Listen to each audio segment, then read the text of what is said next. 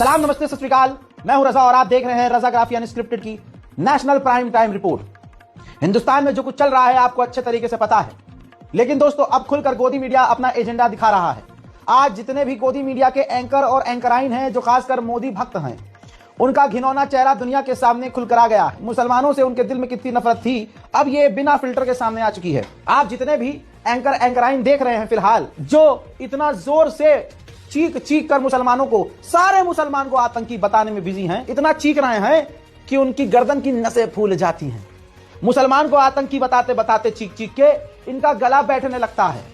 ये हरकत उनकी इस बात की दलील है मुसलमानों कि आज ये मेन स्ट्रीम मीडिया का हर एंकर आपसे बेइंतहा नफरत करता है और वो एक एजेंडे के थ्रू काम कर रहा है।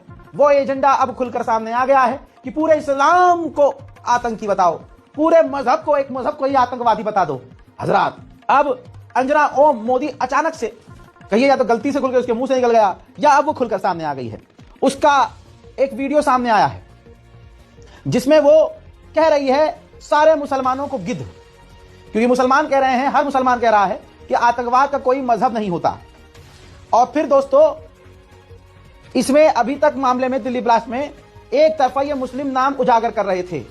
भाई इनको भी तो पैसा दिया जाता है कि एक कम्युनिटी को नुकसान पहुंचाओ, टारगेट करो, जिससे सरकार को फायदा हो और आम जनता के दिल में मुसलमानों के खिलाफ नफरत पैदा हो। हिंदू कुछ भी करे, मत बोलो उन्हें कुछ, मुसलमान के हाथ से एक पाप हो जाए सीधा आतंकी बताओ। जबकि पूरा मुस्लिम समाज पाकिस्तान के खिलाफ खड़ा था ऑपरेशन सिंदूर में, पूरा मुस्लिम समाज इस आतंकी हमले के खिलाफ खड़ा है। इसी दौरान अंजना ओम मोदी लगी हुई थी कि जल्दी से क्लियर कर दिया जाए कि मुसलमान सारे आतंकवादी होते हैं। मदरसों में सिर्फ आतंकवाद पढ़ाया जाता है, कुरान शरीफ में सिर्फ आतंकवाद पढ़ाया जाता है, नमाज में भी आतंकवाद की लाइनें इस्तेमाल की जाती हैं।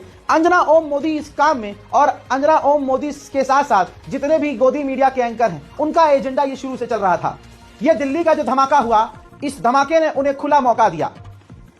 यहां पर एक दिल की बात एज ए जनता मैं पूछना चाहूंगा, दिल्ली की सिक्योरिटी पर हमें आंख बंद करके भरोसा हो, चाहे दिल्ली का सीएम कोई भी हो।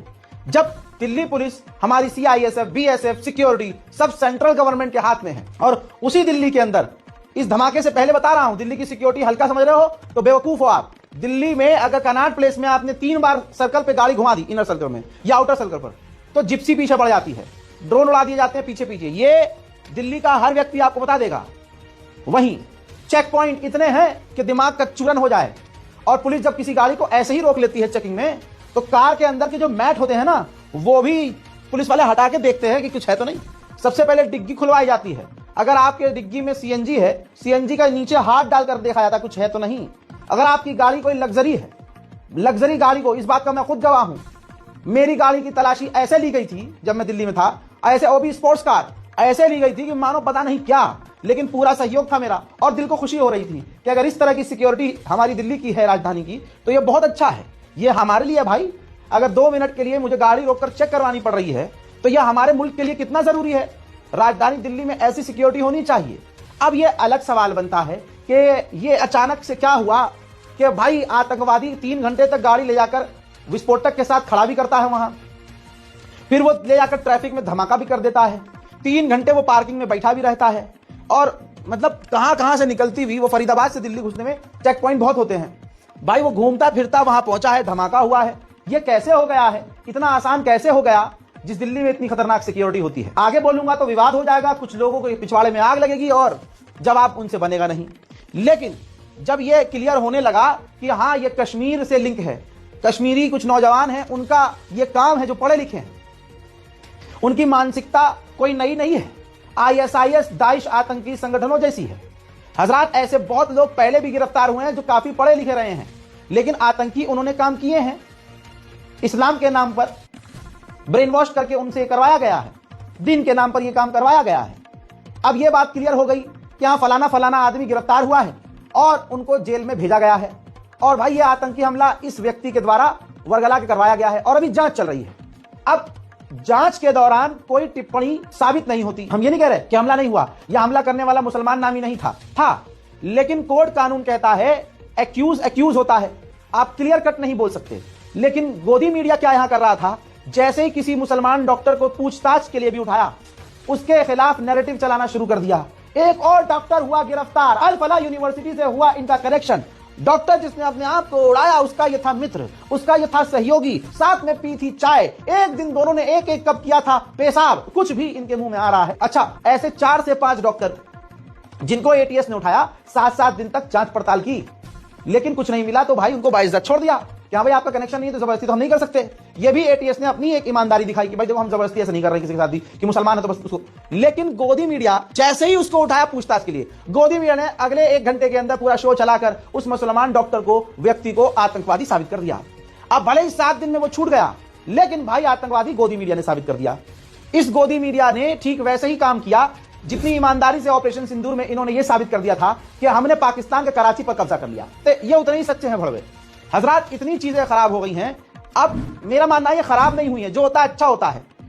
अब इस घिनौने चेहरे के साथ अंजना ओम मोदी खुलकर आ गई सामने कि जी ये वही लोग हैं जो कहते हैं आतंकवाद का धर्म नहीं होता है। यानी आज अंजना ओम मोदी खुला बोल रही है कि आतंकवाद का मजहब होता है, और वो मजहब किसे कह रही है, कौन सा मजहब कह रही है। मैं आप सबको ईमान का वास्ता, अपने मुल्क का वास्ता, आपको आपके मजहब का वास्ता देता हूं। इसी वक्त इस वीडियो को शेयर कीजिएगा। और उम्मत अगर बेगैरत नहीं है, अगर हम में कोई गैरत है, अगर हमें अपने कौम से, अपने ईमान से मोहब्बत है, तो आज हर मुसलमान को गोदी मीडिया, आप स्क्रीन पर कुछ गोदी मीडिया के लोगों हैं, पहचान है, आपको आपके ईमान का वास्ता है, आपको परवरदिगार का वास्ता है, आज से इन तमाम चैनलों को देखना बंद कर दीजिए। अल्लाह आप सबको हिम्मत दे। आपके घर के नौजवानों को आप कहो कि देखो इन मीडिया को कभी ना देखना। अपने बुजुर्गों से कहिए, बाबा, पापा, चाचा, अब्बू, जो भी आपके घर में बड़े हैं, ये जो चैनल है इनके वीडियोस नहीं देखने हैं। आज ये खुलकर सामने आ गए हैं, और पिछले कई सालों से इनकी मेहनत थी गोदी मीडिया की कि मुसलमान को कब मौका मिले कि हम कहें कि ये इस्लाम आतंकवाद है। अब ये कह रही है अंजना ओम मोदी कि मजहब होता है आतंकवाद का। इसका क्या मतलब है, देखिए। सोशल मीडिया पर डॉक्टर प्रियंका शर्मा का नाम लिखकर यह दावा किया जा रहा है कि वो इसी धमाके में शामिल है, लेकिन हम आपको बताना चाहते हैं कि दावा पूरी तरह से सही नहीं है। पुलिस के मुताबिक अनंतनाग के जिस डॉक्टर आदिल अहमद राठर ने श्रीनगर में जैश के पोस्टर्स लगाए थे, इसके बाद संदिग्ध डॉक्टर्स का मॉड्यूल पकड़ा गया था। वो डॉक्टर आदिल अहमद राठर अनंतनाग के सरकारी मेडिकल कॉलेज में रोहतक की डॉक्टर प्रियंका शर्मा का सीनियर था, और इसी आधार पर डॉक्टर प्रियंका शर्मा को पूछताछ के लिए हिरासत में लिया गया है। लेकिन पूछताछ के बाद उन्हें छोड़ दिया गया है। लेकिन कुछ लोगों की मानसिकता ऐसी है कि वो इसमें गिद्ध की तरह मौका ढूंढते हैं। उन्होंने ये धारणा बना दी कि इस आतंकी हमले की साजिश में एक हिंदू डॉक्टर भी शामिल है। सबसे बड़ी बात यह है कि ये सारे गिद्ध वही हैं जो आतंकी हमलों के बाद ये कहते हैं कि आतंकवाद का कोई धर्म नहीं होता। सुना, ये कह रही है आतंकवाद का मजहब होता है। तो बस इसने इस्लाम नहीं बोला है, पूरा क्लियर कर दिया कि आतंकवाद, क्योंकि वो मुसलमान है, मुसलमान नाम ही था वो साला आतंकी, उसने ये काम कर दिया। तो अब ये सबको कह रही है, अब ये सीधा इस्लाम पर आ गई। इसलिए मैंने आपको वास्ता दिया है, आप मेहरबानी करके, आपको आपके दीन का वास्ता है, गोदी मीडिया के तमाम चैनल को देखना अभी के अभी बंद करो। इसी वक्त आप अपने आप को कमजोर मत सोचिए कि यार हम तो इतने से हैं, हम नहीं देखेंगे तो। अरे यही तो कहते थे दुनिया वाले कि इजराइल के खिलाफ हम स्टारबक्स का विरोध करके क्या ही कर लेंगे, हम माइक्रोसॉफ्ट का क्या ही कर लेंगे। अरे सबकी फटके 4 हो गई है। स्टारबक्स को कितना नुकसान हुआ, डोमिनोज को कितना नुकसान हुआ, जिसका बाइकआउट किया है सबको तगड़ा नुकसान हुआ है। आप करिए, आप अल्लाह का नाम लेके आगे तो बढ़िए। इस्लाम पे सीधा आ जा रहे हैं, मतलब पूरा नैरेटिव ही चेंज कर दिया है। इतना ही नहीं, आपकी स्क्रीन पर एक और ऐसी ही कहानी है कि किस तरह से मुसलमान को आतंकी करार दे दिया जाता है सिर्फ पूछताछ पर। दिल्ली ब्लास्ट मामले में हापुड़ के जीएस मेडिकल कॉलेज से हिरासत में लिए गए डॉक्टर फारूक को दिल्ली पुलिस ने 4 दिन तक लंबी पूछताछ के बाद छोड़ दिया है। उसका ब्लास्ट के किसी भी आरोपी से संबंध नहीं हुआ, ना कोई सबूत मिला। अब तस्वीर दूसरी देखिए, अभी तक किसी न्यूज चैनल ने उसकी रिहाई पर खबर तक नहीं चलाई, लेकिन जब उसे पुलिस ने उठाया था तो तमाम चैनलों ने आतंकी, शैतान जैसे शब्दों का उपयोग किया था, खबरें चलाई थी। गिरफ्तार किया गया एक और संदिग्ध, गिरफ्तार किया गया एक और, ये देखिए ऊपर से नीचे तक किस तरह से सिर्फ पूछताछ के लिए मुस्लिम व्यक्ति को पकड़ा।